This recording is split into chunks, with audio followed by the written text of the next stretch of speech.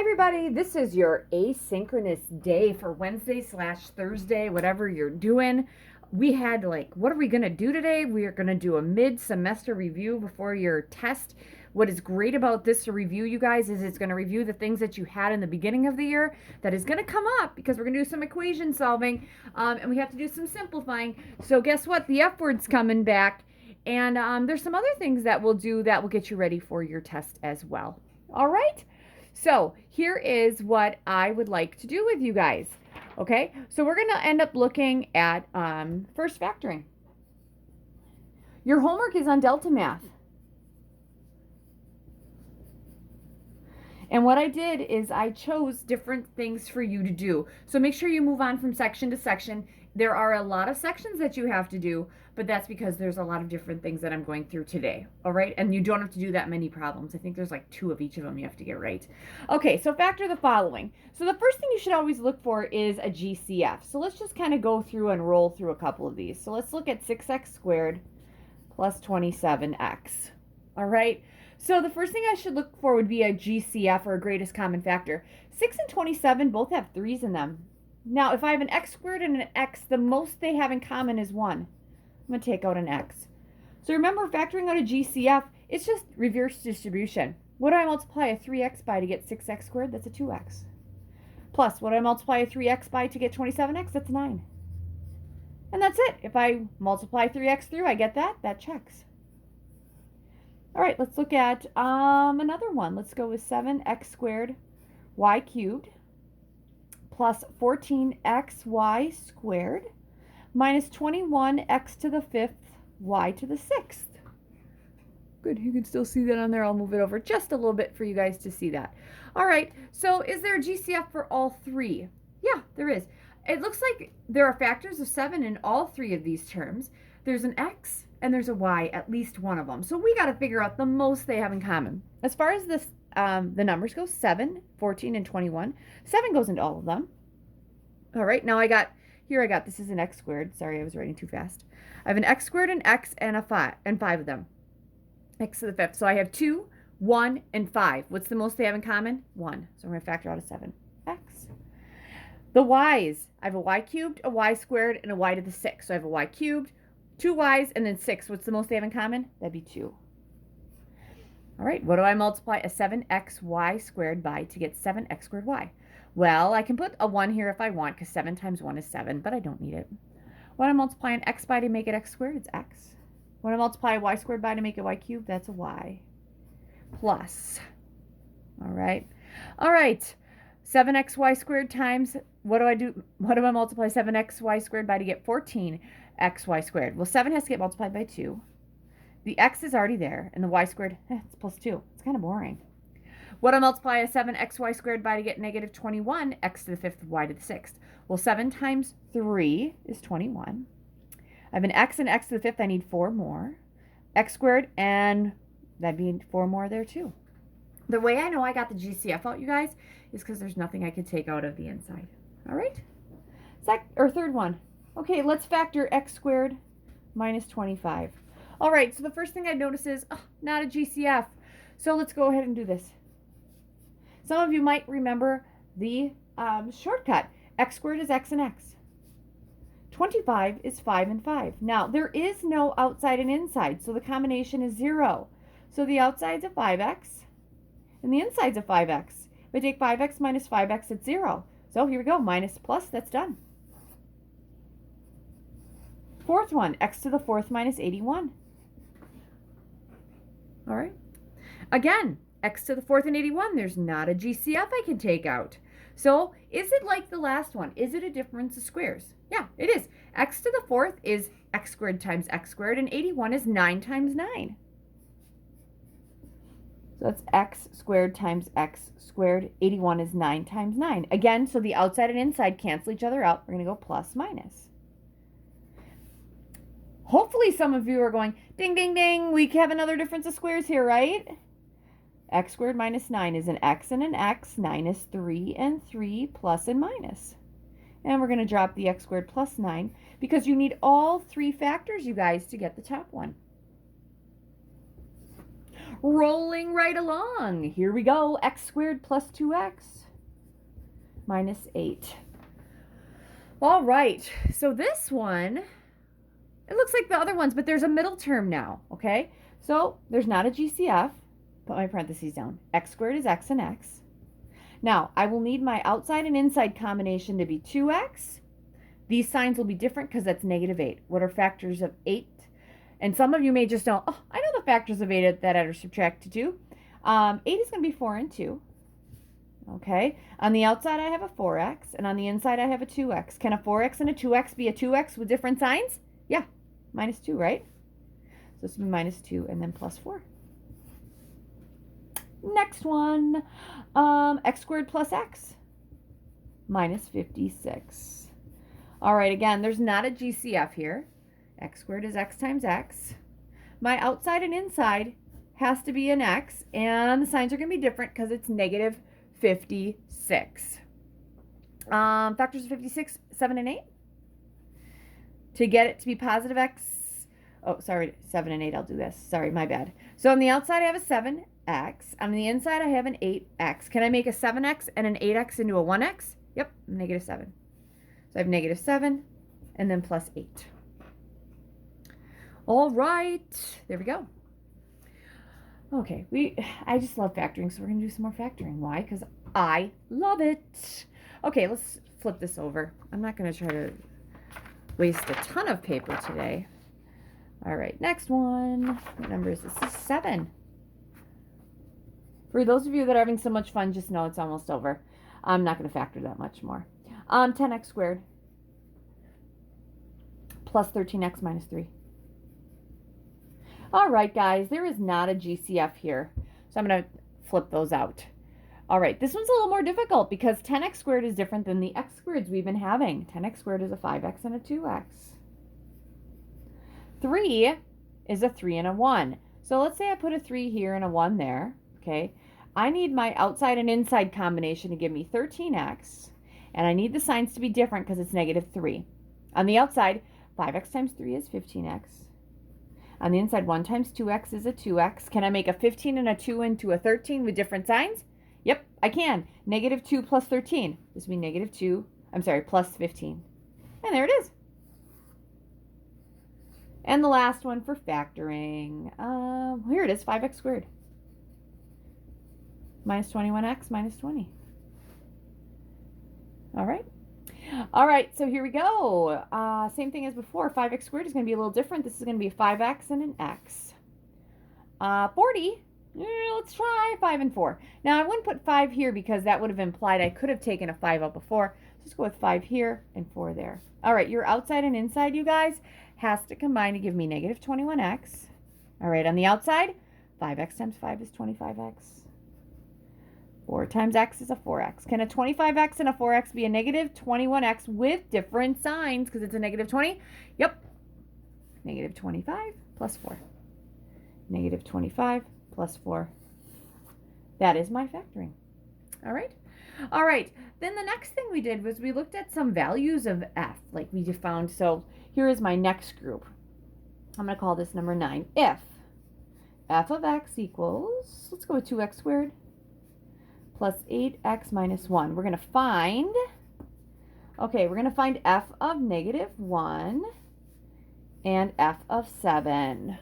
Those are going to be my two. F of negative 1 and f of 7. And again, if I'm talking fast, you guys, just press pause. All right, here we go. This means we're going to put negative 1 into the x in both of these places and see what the answer is. So it'd be 2 times, I'm going to put a negative 1 here, plus 8 times a negative 1, and then minus 1. All right, order of operations. Negative 1 squared is 1, so we have 2 times 1. 8 times a negative 1 is a negative 8, and that's minus 1. Okay, 2 minus 8 minus 1. 2 minus 8 is negative 6, minus 1, that's negative 7. F of negative 1 is equal to negative 7. That means the value of the function when x is negative 1 is negative 7. Which brings me to f of 7. We're going to put 7 in here. I'm going to have 2 times 7 squared plus 8 times 7 minus 1.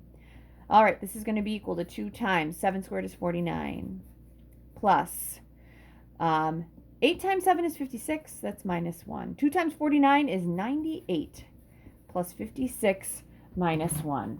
All right, 98 plus 56. I should be able to do that one in my head. It's going to be 154. Minus 1 is 153.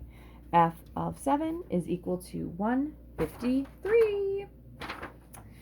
All right, and then the next thing that we really worked on was parabolas. So I'm going to do a little bit with parabolas, and I'm going to actually throw in an extra one in here that's not like your homework because we couldn't find them in Delta Math, but that's okay. This is going to be number 10. Write the equation for the parabola.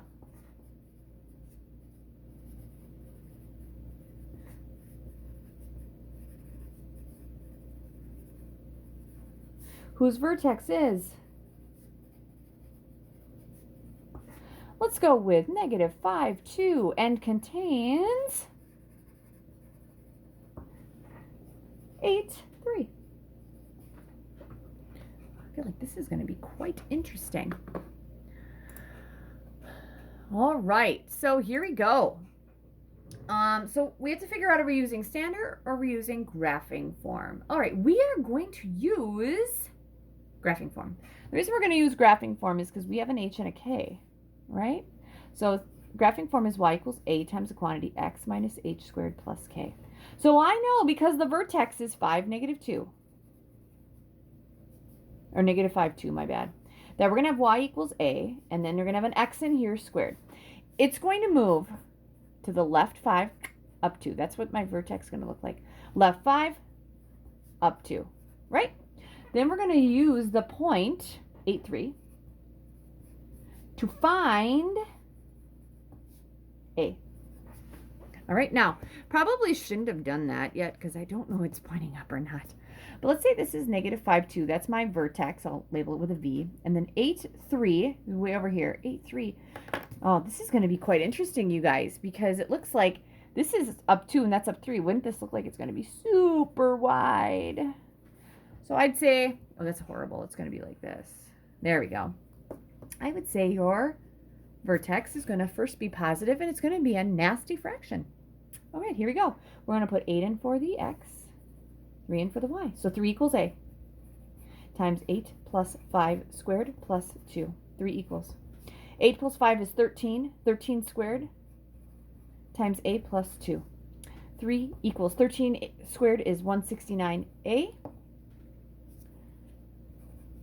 And that's plus 2 minus 2. Ooh, this is going to be 1 equals 169a. Ooh, I bet you this is going to be nasty. Divide by 169. Your a is 1 over 69, which means your equation is going to be y equals 1 over 169 times x plus 5 squared plus 2. Ooh. All right, 1 divided by 69, you guys, 169, I bet you is nasty. Yeah, it's not good. So we're using that. All right, let's check this guy because I'm a big fan of checking my answer. 1 divided by 169 times x plus 5 squared. Make sure I got, nope, I forgot the, sorry, it's dark in here. Probably should turn on the light. Squared plus 2. Okay, that's my parabola, which I did say that it was probably going to sound or be very flat. There we go. Sorry about that. All right. I want to check to see if I have what I want. Ooh, I was doing some nasty things. My table, I'm going to start at 0. It's going to go up by 1s. Negative 5, 2, and 8, 3. Here we go. Negative 5, 2. There it is. 8, 3. There it is. I feel good about it. All right. Just a little extra because those are just so much fun. All right. Last group of the day. This you will have on your homework. Okay, here we go. This is what, number 11.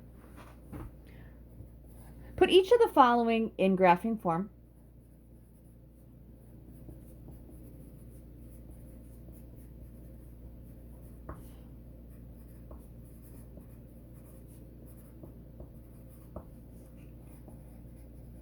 And name the vertex. So you had some problems like this before. Okay, you guys will be fine. All right, here we go. First one, y equals x squared minus 6x plus 10. All right, so that's my first problem here. So the first thing we did here, guys, we're going to complete the square.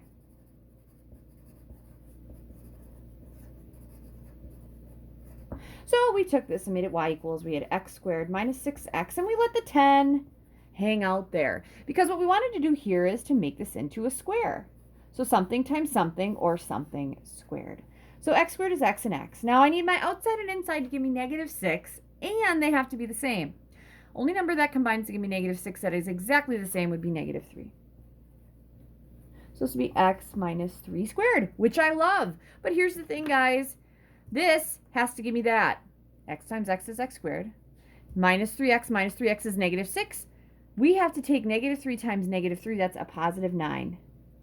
If I add 9 to my equation to rebalance, I need to subtract 9. All right, 10 minus 9 is 1.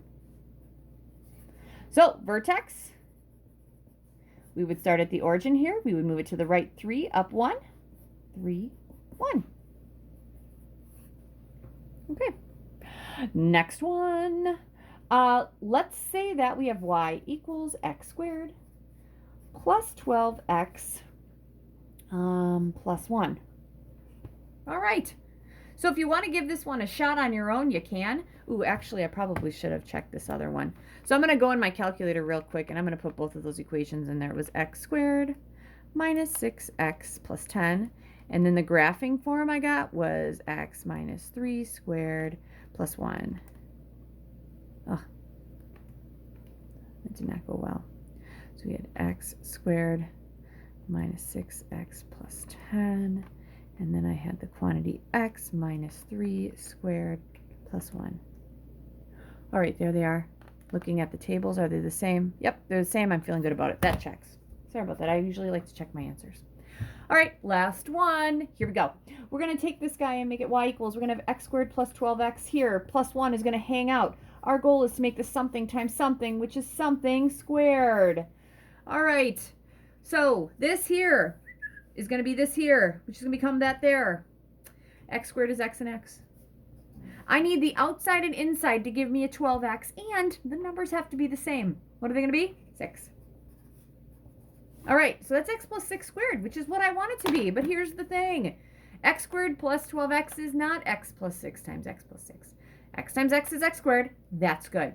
6x and a 6x gives me a 12, but I need to take 6 and 6 and add 36 to complete my square.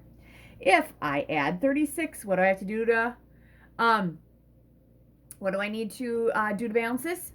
Subtract 36. 1 minus 36, you guys, is negative 35. This would be tough to graph.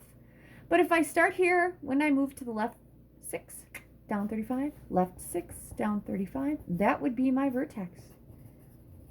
And because I like to check my work, I'm going to make sure that x squared plus 12x